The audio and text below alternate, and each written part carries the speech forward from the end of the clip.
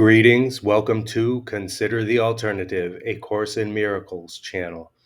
Today we're on Lesson 60 from the review and beginning Chapter 8, The Journey Back. 1. The Direction of the Curriculum. Knowledge is not the motivation for learning this course. Peace is. This is the prerequisite for knowledge only because those who are in conflict are not peaceful, and peace is the condition of knowledge because it is the condition of the kingdom. Knowledge can be restored only when you meet its conditions. This is not a bargain made by God, who makes no bargains. It is merely the result of your misuse of His laws on behalf of an imaginary will that is not His. Knowledge is His will. If you are opposing His will, how can you have knowledge? I have told you what knowledge offers you, but perhaps you do not yet regard this as wholly desirable. If you did, you would not be so ready to throw it away when the ego asks for your allegiance. The distractions of the ego may seem to interfere with your learning, but the ego has no power to distract you unless you give it the power to do so. The ego's voice is an hallucination. You cannot expect it to say, "I am not real."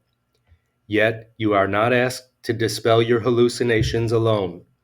You are merely asked to evaluate them in terms of their results to you. If you do not want them on the basis of loss of peace, they will be removed from your mind for you. Every response to the ego is a call to war, and war does deprive you of peace. Yet, in this war, there is no opponent. This is the reinterpretation of reality that you must make to secure peace, and the only one you need ever make. Those whom you perceive as opponents are part of your peace, which you are giving up by attacking them. How can you have what you give up? You share to have, but you do not give it up yourself. When you give up peace, you are excluding yourself from it. This is a condition so alien to the kingdom that you cannot understand the state that prevails within it. Your past learning must have taught you the wrong things simply because it has not made you happy. On this basis alone, its value should be questioned. If learning aims at change, and that is always its purpose, are you satisfied with the changes your learning has brought you? Dissatisfaction with learning outcomes is a sign of learning failure, since it means that you did not get what you wanted. The curriculum of the atonement is the opposite of the curriculum you have established for yourself, but so is its outcome. If the outcome of yours has made you unhappy, and if you want a different one, a change in the curriculum is obviously necessary. The first change to be introduced is a change in direction. A meaningful curriculum cannot be inconsistent. If it is planned by two teachers, each believing in diametrically opposed ideas, it cannot be integrated. If it is carried out by these two teachers simultaneously, each one merely interferes with the other. This leads to fluctuation, but not to change. The volatile have no direction. They cannot choose one because they cannot relinquish the other, even if it does not exist. Their conflicted curriculum teaches them that all directions exist and gives them no rationale for choice. The total senselessness of such a curriculum must be fully recognized before a real change in direction becomes possible. You cannot learn simultaneously from two teachers who are in total disagreement about everything. Their joint curriculum presents an impossible learning task.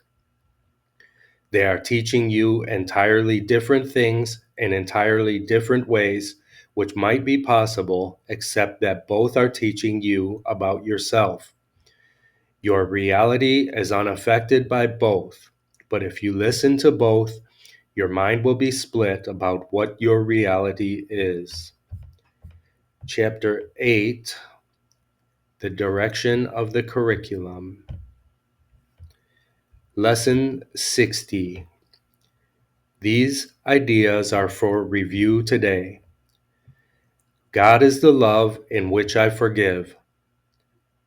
God does not forgive because he has never condemned. The blameless cannot blame, and those who have accepted their innocence see nothing to forgive. Yet forgiveness is the means by which I will recognize my innocence. It is the reflection of God's love on earth. It will bring me near enough to heaven that the love of God can reach down to me and raise me up to him. 47. God is the strength in which I trust. It is not my own strength through which I forgive. It is through the strength of God in me, which I am remembering as I forgive. As I begin to see, I recognize his reflection on earth. I forgive all things because I feel the stirring of his strength in me. And I begin to remember the love I chose to forget, but which has not forgotten me. 48. There is nothing to fear. How safe the world will look to me when I can see it. How safe the world will look to me when I can see it. It will not look anything like what I imagine I see now. Everyone and everything I see will lean toward me and bless me. I will recognize in everyone my dearest friend. What could there be to fear in a world that I have forgiven and that has forgiven me? 49. God's voice speaks to me all through the day. There is not a moment in which God's voice ceases to call on my forgiveness to save me.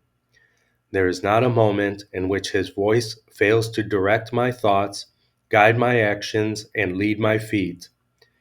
I am walking steadily on toward truth. There is nowhere else I can go because God's voice is the only voice and the only God that has and the only guide that has been given to his Son. 50. I am sustained by the love of God. As I listen to God's voice, I am sustained by his love. As I open my eyes, his love lights up the world for me to see. As I forgive, his love reminds me that his Son is sinless. And as I look upon the world with the vision he has given me, I remember that I am his son. Lesson 60, so this will be the last lesson in the review. Forgiveness is a key point in this lesson. So as you're attempting to recognize the cohesiveness of the thought of A Course in Miracles thought system, forgiveness will be important. Thank you. I love you. I'll see you tomorrow.